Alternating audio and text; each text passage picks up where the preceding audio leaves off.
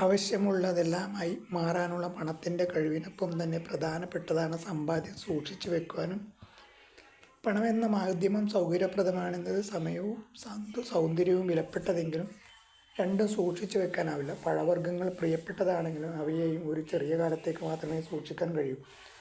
സൂക്ഷിച്ചു വെക്കാവുന്ന മറ്റു ചിലതെല്ലാം ഉണ്ടെങ്കിലും അവ സൂക്ഷിക്കാൻ വലിയ വിലപിടിപ്പുള്ള ഇടങ്ങളും സൂക്ഷ്മമായ ശ്രദ്ധയും ആവശ്യമാണ്. ഉദാഹരണമായി ധാന്യം ദീർഘകാലം നശിക്കാതെ സൂക്ഷിക്കാമെങ്കിലും അതിനായി വലിയ ഭണ്ഡാരപ്പുരകൾ വേണം. കള്ളന്മാരിൽ നിന്ന്, എലി മുതലായ ജീവികളിൽ നിന്നും സംരക്ഷിക്കുക എന്നതും ചെലവേറിയതും ക്ലേശകരവുമാണ്. കടലാസ് കറൻസി, കമ്പ്യൂട്ടർ വിവരങ്ങൾ, കവടികൾ ഇങ്ങനെ ഏത് രൂപത്തിലായാലും പണത്തിന് ഈ വക ബുദ്ധിമുട്ടുകൾ ഒന്നുമില്ല. വെറുതെ സൂക്ഷിച്ചു വെക്കാനായാൽ മാത്രം സമ്പാദ്യം ഉപയോഗപ്രദമാകുന്നില്ല. ഒരിടത്തു നിന്ന് മറ്റൊരിടത്തേക്ക് സുഗമമായി കൊണ്ടുപോകാനാകണം.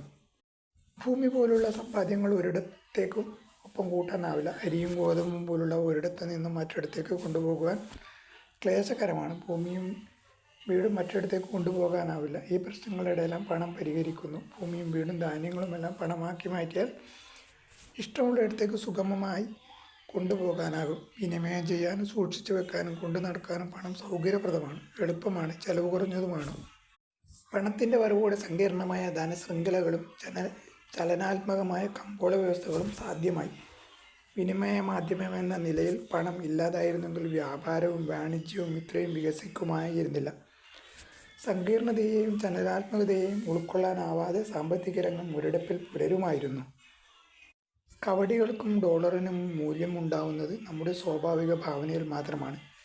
കവടിയുടെയോ കറൻസി കടലാസിൻ്റെയോ രാസഘടനയോ നിറമോ വലിപ്പമോ ഇതിലൊരു പങ്കും വഹിക്കുന്നില്ല.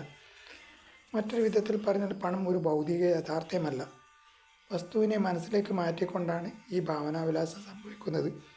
ഒരു പിടി കവടികൾക്ക് പകരമായി ആരെങ്കിലും ഒരു പറ നെല്ല് നൽകുവാൻ തയ്യാറാകുമോ? നിറമുള്ള കടലാസുകൾക്ക് പകരമായി ബർഗറുകളോ ആരോഗ്യ ഇൻഷുറൻസ് പരിരക്ഷയോ ശിശുപരിപാലന സേവനമോ നൽകാൻ ആരെങ്കിലും സന്നദ്ധമാകുമോ?